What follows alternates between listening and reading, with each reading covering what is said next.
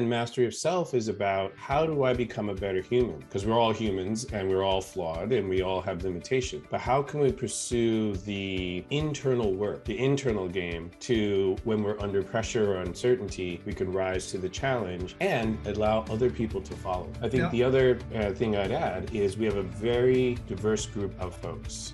We've been remote first for about a decade, and we've had a diverse team from pretty much the entire time. As a Black co-founder, my two co-founders is a white woman who is a technical lead, who's our COO now, and a white man who's our CTO. So we were diverse from the beginning, and we've just taken that and decided to expand. Welcome to Grow Think Tank. This is the one and only place where you will get insight from the founders and the CEOs of the fastest growing privately held companies. I am the host. My name is Gene Hammett. I help leaders and their teams navigate the defining moments of their growth. Are you ready to grow? Today we have a special topic that hopefully you'll embrace because it requires you to be open. It requires you to be a leader that really does embrace others because you have a caring soul, and this is what I think is the core of leadership. Today we look at how diversity and inclusion drives growth. Our guest today is a co-founder at Truss. Truss is a software company that has a very interesting approach to human-centered development, and we're really looking forward to sharing this with you. That co-founder is Everett Harper, and Everett talks about how they're look at diversity and inclusion, where it's not, but what it really is. Specifically, it's not some side project that is nice to have. They believe it's integral to the part of their business. It is integral to how they operate in the world. We give some specific examples behind this I think you could learn from. I learned from them. There's some blind spots that are brought to surface, and I really want you to lean into this episode so that you can be a stronger leader, more courageous, and embrace this diversity and inclusion as you grow your company, because it is necessary. I did ask him something that might just help you clue in on this, why this is necessary right now, is because we have a very tight job market. It's hard to find talented people, and you want to make sure that you have the kind of environment where people want to come. This diversity and inclusion will invite more people to work at your company, and they will stay longer. Now, when you think about your own journey as a leader, I want to make sure that you know that you have to be really clear about what your next steps are. You may have an executive team that's not performing at the level you want it to perform at. You may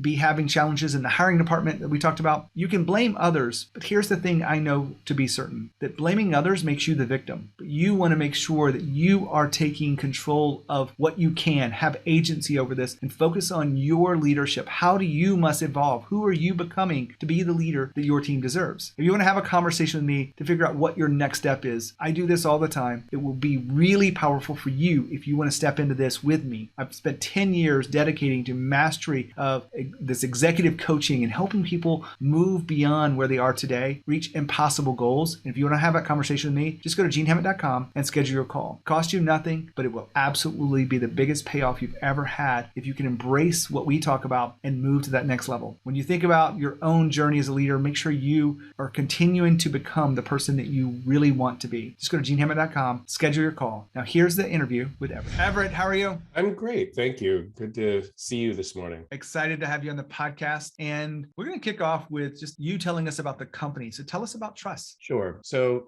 Truss is a software company. We create custom software for Fortune 100 companies as well as large public agencies. The thing we do that's a little different is we take a human-centered approach. So in connecting with users and customers and operators of systems and partnering with our clients to develop really new, sometimes innovative solutions to really complex problems. You know, not many people know this, but I worked a lot in software, and I worked in the government. Since you worked a little bit of government work, I was right after 9/11, they had to revamp Homeland Security. Sure. And it required a new infrastructure. And I was the manager of the UAT, user acceptance testing for this big platform. And we failed it the first time through. Right. Sometimes that happens, right? So you have this human-centered approach. Give me just a little bit more context around what that means. Yeah, sure. So I'll give you an example.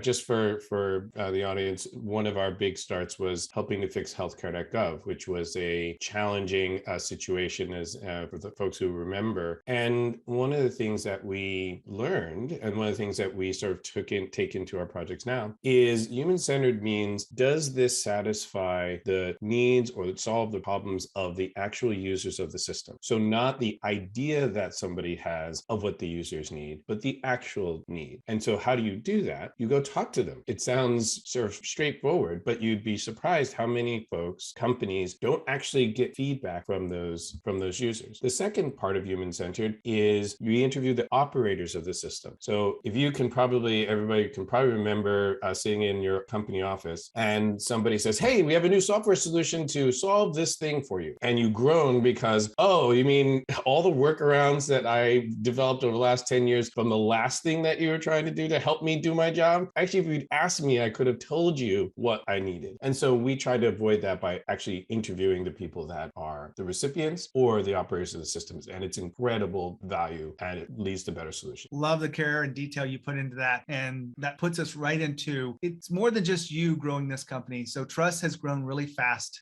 You were number 553 on the Inc. list this year. Yeah, it's kind of amazing. 870% over a 3-year period. And you have a team behind you. What are the 4 elements of this team that you're so proud of, really, we could learn from today? Yeah, we have a lot of people who are pursuing mastery of craft and mastery of self. Mastery of craft because we have people across different aspects of the company: designers, researchers, infrastructure engineers, app engineers, salespeople, biz dev people, delivery, product, customer success, all of whom are trying to be good at what they do. And mastery of self is about, how do I become a better human? Because we're all humans and we're all flawed and we all have limitations. But how can we pursue the internal work, the internal game, to when we're under pressure or uncertainty, we can rise to the challenge and allow other people to follow. I think the other thing I'd add is we have a very diverse group of folks.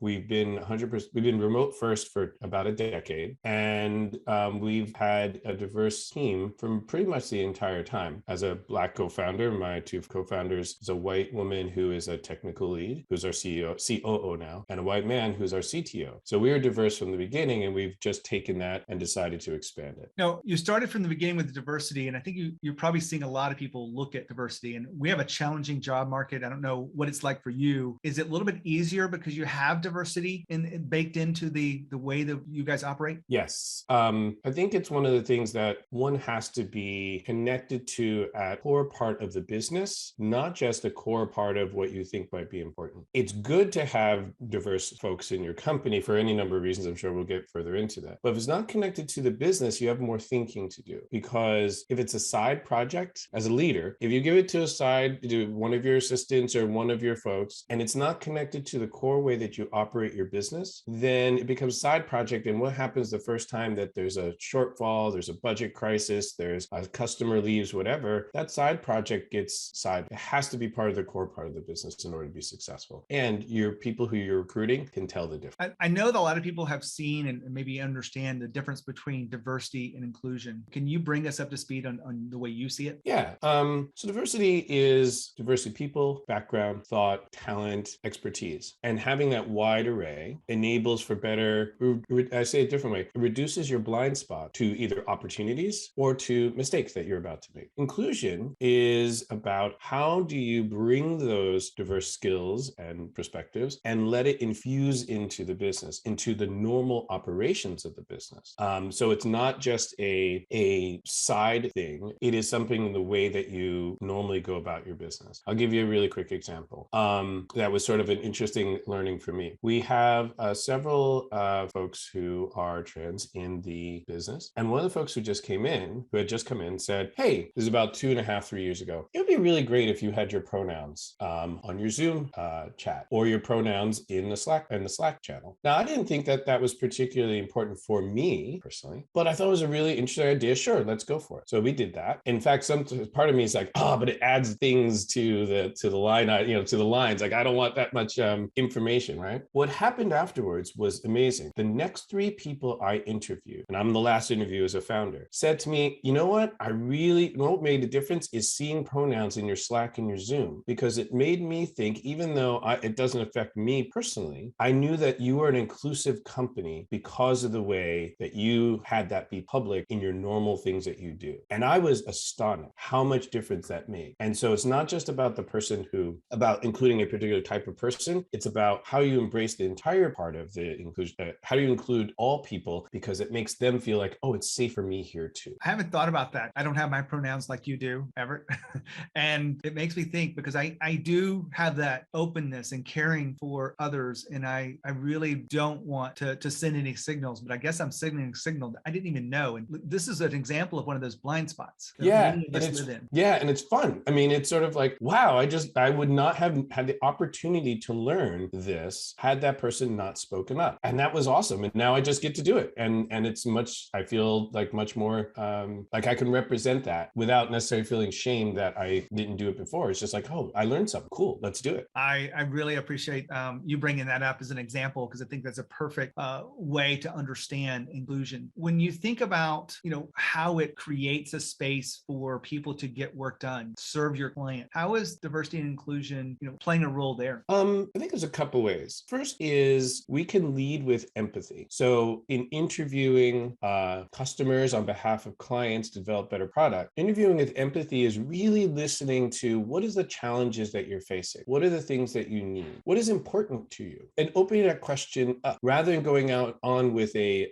hypothesis about what is that person supposed to do. And you probably know, and probably a lot of listeners know, when you ask somebody that hasn't been asked before what they think and you create a safe environment with empathy, they give you tons of amazing information. They give you your marketing pitches because they can articulate the problem that you're trying to solve better than you. And if you're listening, then you're able to kind of capture that. When you have a diverse workforce, I think it increases the ability to listen, to be empathetic, and to value the contributions of people who may not be able to, who don't speak up as much. Now, Everett just talked about leading with empathy. Now, I find a lot of people understand what those words mean, but they have a blind spot to it. They don't really understand what empathy means inside of leadership in today's modern world. Empathy is so much more than just understanding how they're feeling. It is about really understanding what they're going through and helping them see that you understand that and being able to communicate that in a way that provides a level of connection and belonging across each person that you're talking to. You want to make sure that you become a leader that has the capabilities to bring the right amount of empathy to every situation that you need to. And it's very important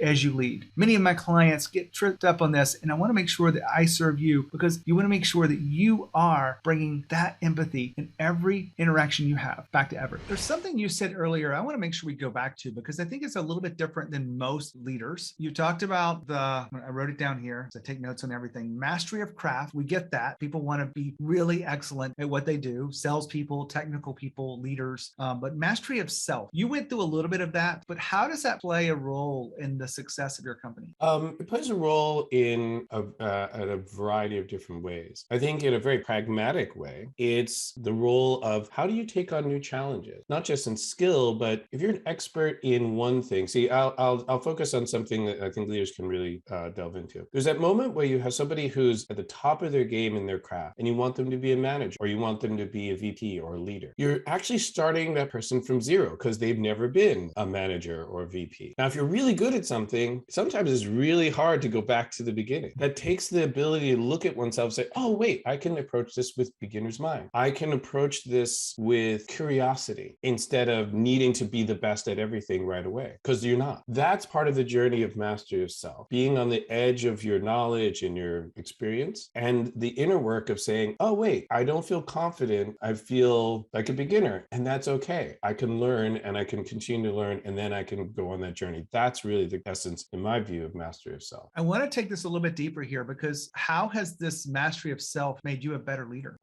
Well, I'm certainly not a master, so I'm pursuing mastery. Did a little hat tip to Michael Gervais and his podcast, which has been really helpful.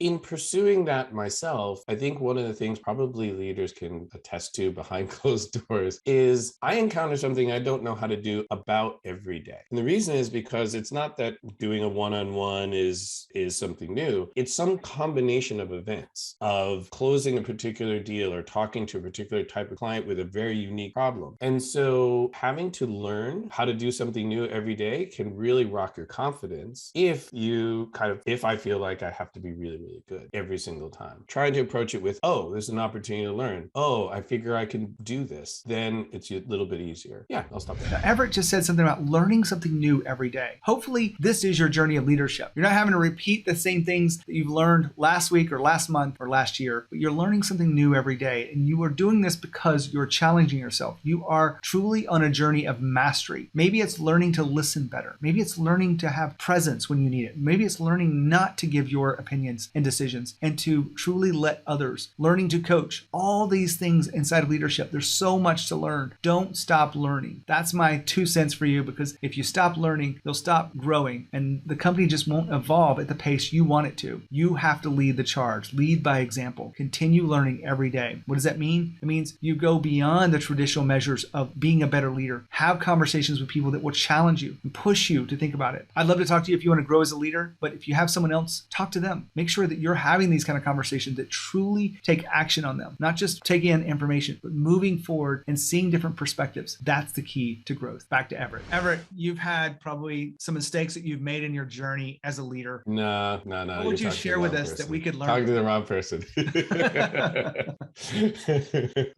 No, please go ahead. What would you share from a mistake that you've made that we could learn from? Yeah. So, I think in some ways that story told about pronouns was a mistake. I didn't think that it was necessary at first, but I went along with it, and I certainly learned from it. I think another mistake is there was a deal that I had with ESPN. We were going to develop this is very early days before the particular company that we are now. We had a deal with ESPN to do a game day app around travel and about scheduling and so forth. And we were doing a project for an existing company. I thought I had it dialed in. I was with the right people. This person was like, yes, I have a date. We're going to develop for this particular date. It was Boston College, I think it was, on a particular game day. Awesome. But I needed to pull everybody from the old project to get on this one. So we reached the point with our client. We said, hey, good milestone, but we're going to move on. We did our job, but we're going to move on. And then the person from ESPN goes radio silent. Uh-oh. Oh no. And finally, after about 2 weeks, he said, hey, there's been a corporate reorg and my position's been changed and your project's off. So I could have killed the company. And I went back to the client. Luckily, we had done great work and they still had the problem to solve. And so we were able to rescue it. That mistake taught me the obvious, like don't do anything until you have a signed deal, A, but B, the value of sometimes it's more important what you say no to. And sometimes even though you have the right relationships and so forth, that isn't enough to make up for there's a balance between the certainty and the uncertainty that you have to face as a leader. And my balance was off. And so I think that is one thing that I continue to carry, because there's very few times where things are clear in black and white. Beautiful. We started talking about diversity and inclusion. We've talked about a few different aspects of it. What have we left out that you'd like to bring to the forefront in this conversation?